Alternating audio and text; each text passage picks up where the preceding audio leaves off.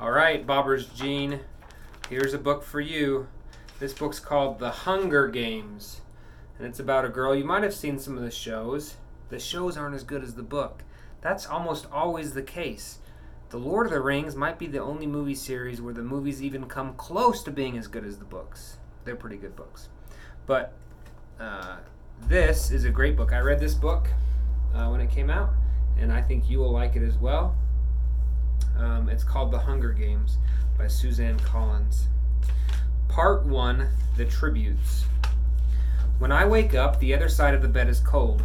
My fingers stretch out, seeking Prim's warmth, but finding only the rough canvas cover of the mattress. She must have had bad dreams and climbed in with our mother. Of course she did. This is the day of the reaping. I prop myself up on one elbow. There's enough light in the bedroom to see them. My little sister Prim, curled up on her side, cocooned in my mother's body, their cheeks pressed together. In sleep, my mother looks younger, still worn, but not so beaten down. Prim's face is as fresh as a raindrop, as lovely as the primrose from which she was named. My mother was very beautiful once too, or so they tell me. Sitting at Prim's knee, guarding her, is the world's ugliest cat. Mashed-in nose, half of one ear missing, eyes the color of rotting squash. Prim named him Buttercup, insisting that his muddy yellow coat matched the bright flower. He hates me, or at least he distrusts me. Even though it was years ago, I think he still remembers how I tried to drown him in a bucket when Prim brought him home. Scrawny kitten, belly swollen with worms, crawling with fleas. The last thing I needed was another mouth to feed. But Prim begged so hard, cried even. I had to let him stay. It turned out okay. My mother got rid of the vermin, and he's a born mouser, even catches the occasional rat. Sometimes, when I clean a kill, I feed Buttercup the entrails. He's stopped hissing at me. Entrails. No hissing. This is the closest we will ever come to love. I swing my legs off the bed and slide into my hunting boots, supple leather that has molded to my feet. I pull on trousers, a shirt, tuck my long, dark braid up into a cap, and grab my forage bag. On the table, under a wooden bowl protected from hungry rats and cats alike, sits a perfect little goat cheese wrapped in basil leaves. Prim's gift to me on reaping day. I put the cheese carefully in my pocket as I slip outside. Our part of District 12, nicknamed the Seam, is usually crawling with coal miners heading out to the morning shift at this hour. Men and women with hunched shoulders, swollen knuckles, many who have long since stopped trying to scrub the coal dust out of their broken nails, the lines of their sunken face.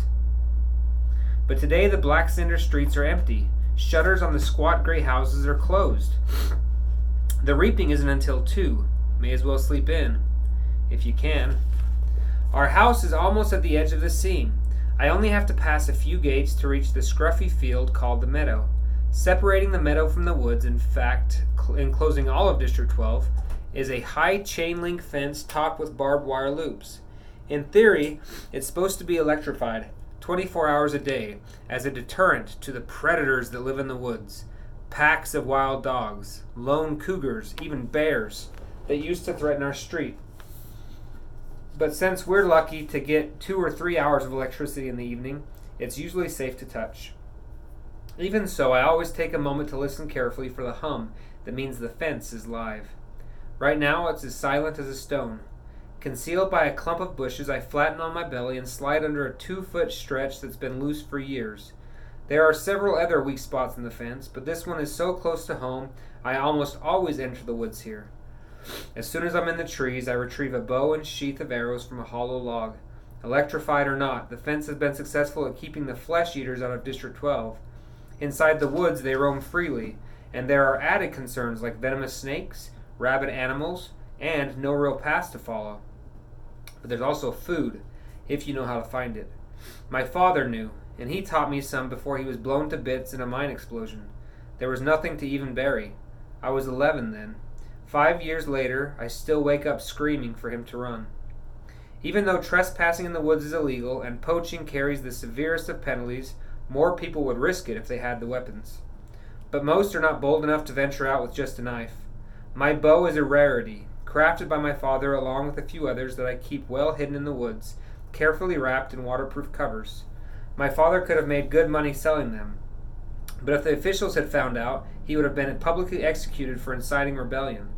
Most of the peacekeepers turn a blind eye to the few of us who hunt because they're as hungry for fresh meat as anybody is. In fact, they're among our best customers. But the idea that someone might be arming the seam would never have been allowed. In the fall, a few brave souls sneak into the woods to harvest apples, but always inside of the meadow, always close enough to run back to the safety of District 12 if trouble arrives. District 12, where you can starve to death in safety, I mutter. Then I glance quickly over my shoulder. Even here, even in the middle of nowhere, you worry someone might hear you. When I was younger, I scared my mother to death. The things I would blurt out about District 12, about the people who rule our country, Pan Am, from the far-off city called the capital, eventually I understood this would only lead to us to more trouble. So I learned to hold my tongue and to turn my features into an indifferent mask, so that no one could even ever read my thoughts. Do my work quietly in school, make only polite small talk in the public market, discuss little more than trades in the hob, which is the black market, where I make most of my money. Even at home, where I am less pleasant, I avoid discussing tricky topics, like the reaping, or food shortages, or the Hunger Games. Prim might begin to repeat my words, and then where would we be? In the woods waits the only person with whom I can be myself, Gale. I can feel the muscles in my face relaxing, my pace quickening as I climb the hills to our place, a rock ledge overlooking a valley. A thicket of berry bushes protects it from unwanted eyes. The sight of him waiting there brings on a smile. Gale says I never smile, except in the woods. Hey, Catnip, says Gale. My real name is Katniss, but when I first told him, I had barely whispered it, so he thought I'd said catnip. Then, when this crazy lynx started following me around the woods looking for handouts, it became his official nickname for me. I finally had to kill the lynx because he scared off game. I almost regretted it because he wasn't bad company, but I did get a decent price for his pelt. Look what I shot. Gale holds up a loaf of bread with an arrow stuck in it, and I laugh. It's real bakery bread, not the flat, dense loaves we make from our grain rations. I take it in my hands, pull out the arrow, and hold the puncture in the crust to my nose, inhaling the fragrance that makes my mouth flood with saliva. Fine bread like this was always for special occasions. Still warm, I say. He must have been at the bakery at the crack of dawn to trade for it. What did it cost you? Just a squirrel. I think the old man was feeling sentimental this morning, says Gale. He even wished me luck. Well, we all feel a little closer today, don't we? I say, not even bothering to roll my eyes. Prim left us a cheese. I pull it out. His expression brightens at the treat. Thank you, Prim. We'll have a real feast.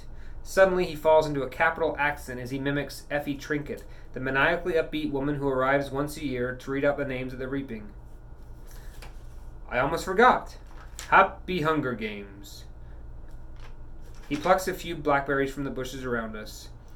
And may the odds... He tosses a berry in a high arc towards me. I catch it in my mouth and break the delicate skin with my teeth. The sweet tartness explodes across my tongue. Be ever in your favor. I finish with equal verve. We have to joke about it, because the alternative is to be scared out of your wits. Besides, the capital accent is so affected that almost anything sounds funny in it.